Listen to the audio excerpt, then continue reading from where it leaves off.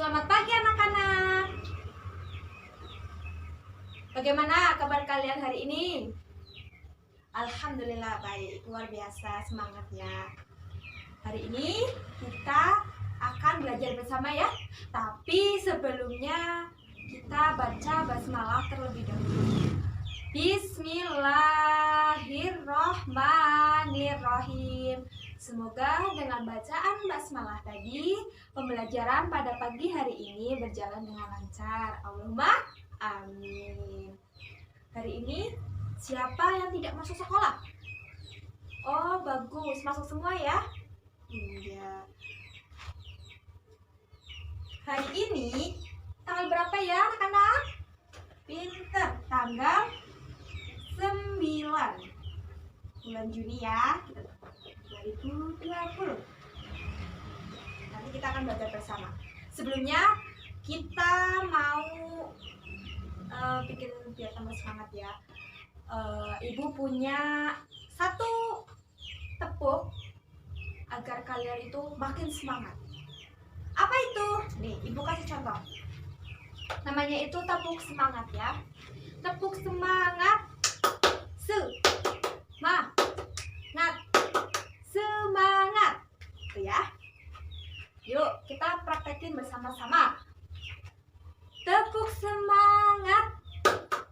Semangat. Semangat. Bagus. Hari ini kita akan belajar materi makhluk hidup dan tak hidup.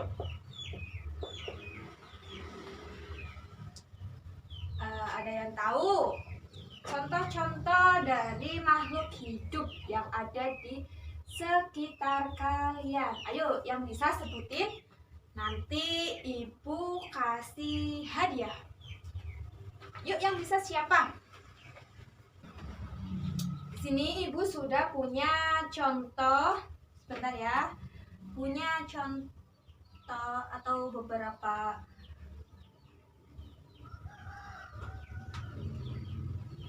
yang termasuk makhluk hidup dan tak hidup. Nih, ibu punya contoh nih. Di sini sudah ada makhluk hidup dan tak hidup. Makhluk hidup ada apa aja? Yang pertama, ada manusia, ada hewan, ada tumbuhan. Itu namanya makhluk hidup.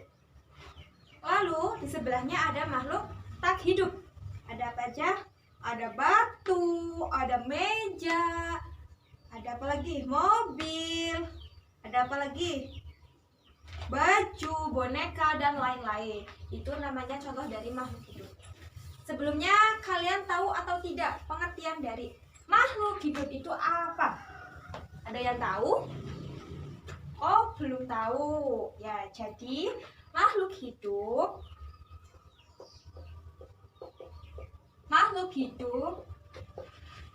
adalah mereka yang memiliki kemampuan untuk menghirup udara atau bernapas. Itu dari makhluk hidup. Contohnya kan tadi ada manusia. Kita butuh bernapas enggak? Kita bernapas enggak? Kita menghirup enggak? Iya kan? Itu dinamakan makhluk hidup. Hewan juga sama. Tumbuhan juga sama. Makanya itu dinamakan makhluk hidup.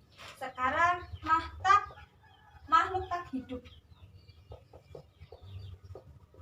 Ada yang tahu pengertian dari makhluk tak hidup? Ya, jadi makhluk tak hidup adalah semua makhluk yang tidak memiliki ciri hidup dan sudah tersedia di alam sebelumnya. Contohnya tadi kan ada mobil, batu, itu kan sudah ada di alam sebelumnya. Ya, paham semuanya? Paham, bagus. Selanjutnya, ada ciri-ciri makhluk hidup. Yang pertama itu, makhluk hidup itu mempunyai ciri-ciri apa? Yang pertama, makhluk hidup memerlukan makanan. Yang kedua, makhluk hidup itu juga bernapas kayak kita. Kita kan bernapas nih. Itu salah satu ciri-cirinya. Terus yang ketiga juga ada apa? Makhluk hidup bergerak. Kita bergerak nggak? Bergerak kan? Mobil bergerak nggak? Bergerak, tapi dengan bantuan. Terus hewan bergerak atau tidak? Bergerak. Terus yang keempat ada makhluk hidup tumbuh. Kenapa bisa dinamakan makhluk hidup itu tumbuh? Kita berawal dari bayi sampai kita besar, berarti kita tumbuh. Begitupun juga dengan hewan dan tumbuhan, itu juga sama.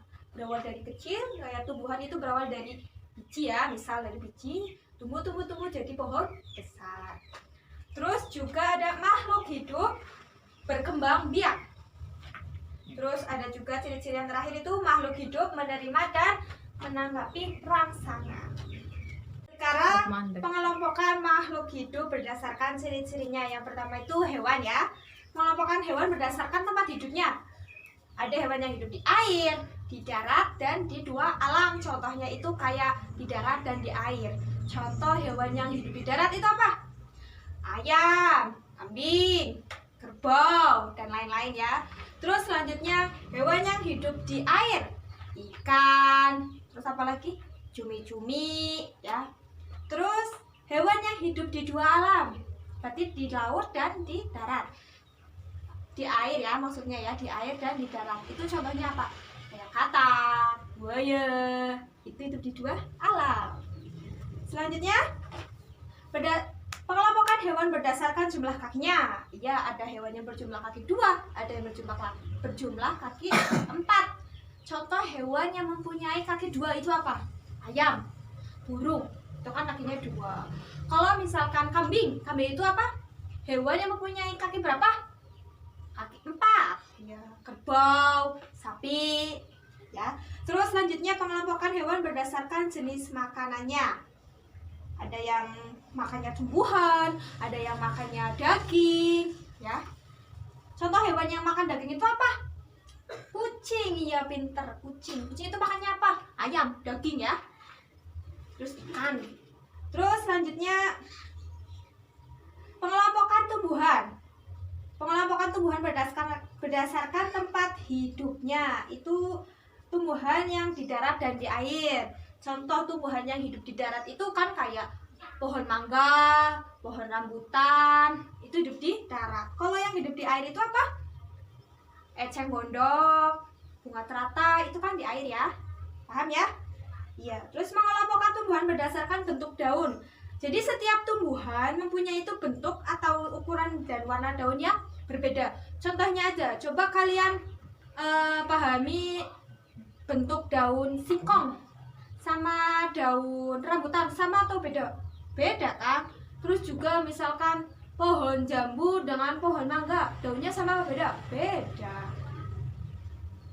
Selanjutnya, kalian udah paham belum? Sudah ya? Sudah paham semuanya ya?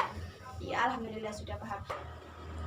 Baik, kalau sudah paham, kalian berarti pintar-pintar ya? Iya. Sekarang ibu mau kalian berdiskusi dengan teman kalian mengenai tentang makhluk hidup. Berarti nanti kalian mengelompokkan makhluk hidup berdasarkan misal hewan ya, tadi berdasarkan makanannya, apa berdasarkan jumlah kakinya, berdasarkan hidup di darat atau di air, kayak gitu. Ya, paham semuanya? Ya, paham. Ya, bagus. Tepuk tangannya buat kalian semua yang sudah pada maju di depan perwakilan dari kelompok kalian ya. Berarti Bu sudah paham kalau kalian itu sudah benar-benar memahami. Jadi Ibu perjelas lagi. Makhluk hidup itu apa? Makhluk hidup adalah mereka yang memiliki kemampuan untuk menghirup udara atau bernapas. Sedangkan makhluk tak hidup itu semua makhluk yang tidak memiliki ciri hidup dan sudah tersedia di alam sebelumnya. Ya, paham semuanya? Paham. Baik, kalau sudah paham semuanya, pesan Ibu tetap belajar di rumah ya, tetap semangat juga dan selalu mematuhi protokol kesehatan ya. Ya. Sebelum pembelajaran ini Ibu tutup, alangkah baiknya kita berdoa setelah belajar. Bismillahirrahmanirrahim. Rabbana atina fid dunya hasanah wa fil akhirati hasanah wa qina adzabannar. Amin. Cukup sekian dari Ibu. Terima kasih atas perhatiannya. Apabila banyak kesalahan, Ibu meminta maaf yang setulus-tulusnya ya. Akhir kalam, wassalamualaikum warahmatullahi wabarakatuh.